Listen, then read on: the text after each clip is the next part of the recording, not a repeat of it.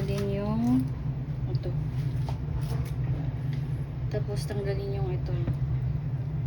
Ayan. So ito yung bone. Amazing, no? Ang galing. Ito lang yung animal na yung buto niya is plastic.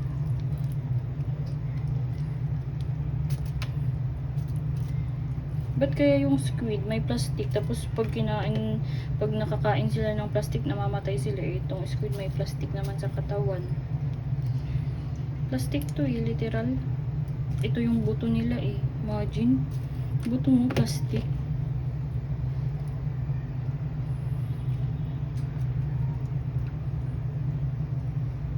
Tapos fish. Ang galing ni Lord.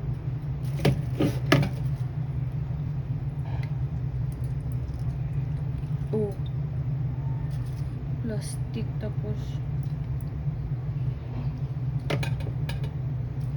fish. Nakamura kasi to eh, kaya bumili tayo kasi nasa ano lang siya, nasa $2. Mura na. Ito si adobo mo pa siya. Wala eh. Kahit na kumakain tayo sa labas, iba pa rin yung nagluluto, no? Iba pa rin yung lasa ng nagluluto. Kahit kumain na tayo sa labas kahapon, pero iba pa rin talaga pag magluto. Kahapon, grabing mantika yung nakain natin. Ayun din. Yung pagluto ni Auntie Saik, parang nasuok sa mantika.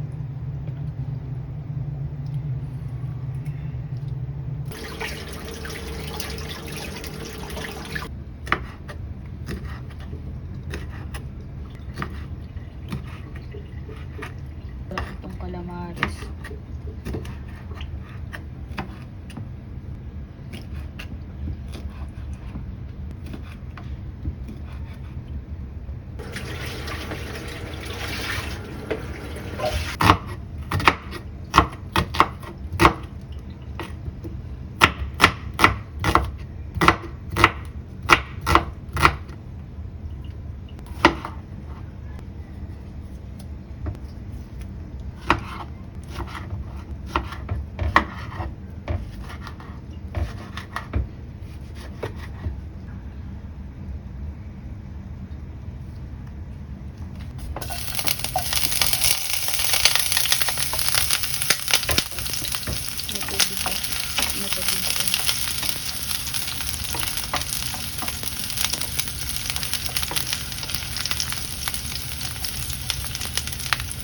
Luya.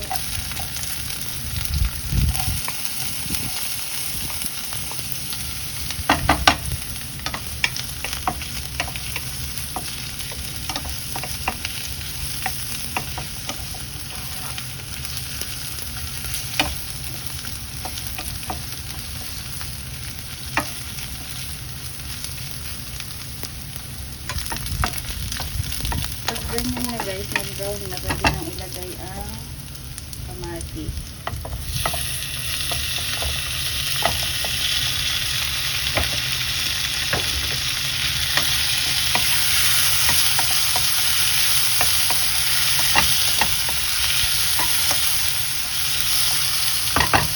So, ito yung naglalagay ko na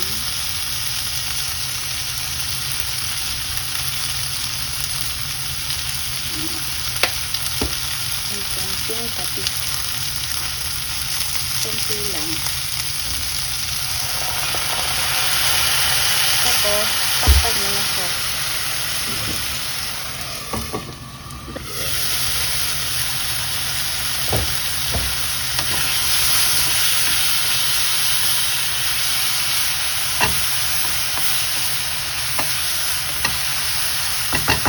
Hindi na natin ang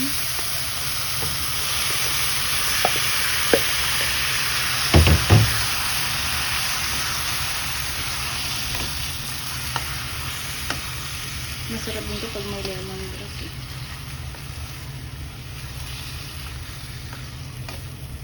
Huwag mo nang lagyan ng soy kasi pag lalagyan mo ng soy,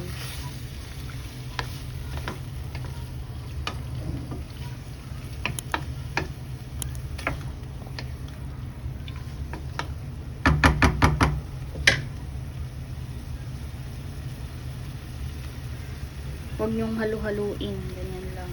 Halu-haluin. May lalagyan ng, may siya titimplahan ng asukal. So, ganyan lang.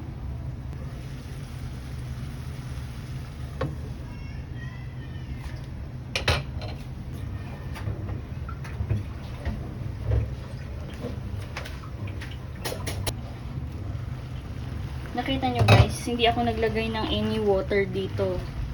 Nagtubig na lang siya. Kaya hindi dapat talaga maglalagay ng water. Kasi magtutubig siya eh. Yan, hindi ako naglagay ng water dyan.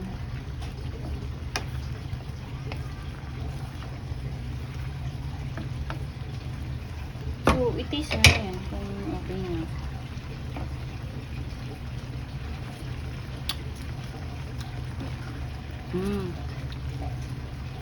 Tapos, tignan mo na. Kasi ito, konti lang dapat to eh. Mabok na. Yung bot. Lagyan ko ng konting soy lang para kumukunat kasi pag may soy.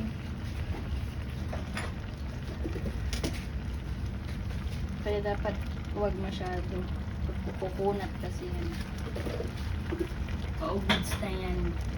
Sa atin goods na yan.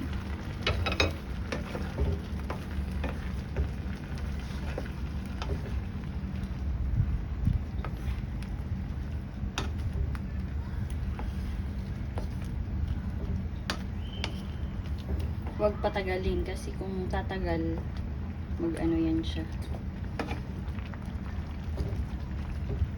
Kukunat. Teka, last. Tingnan ko. Isa pang banat.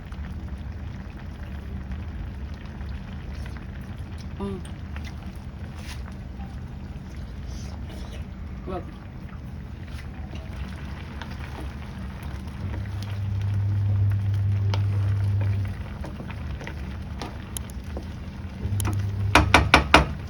Goods na yan.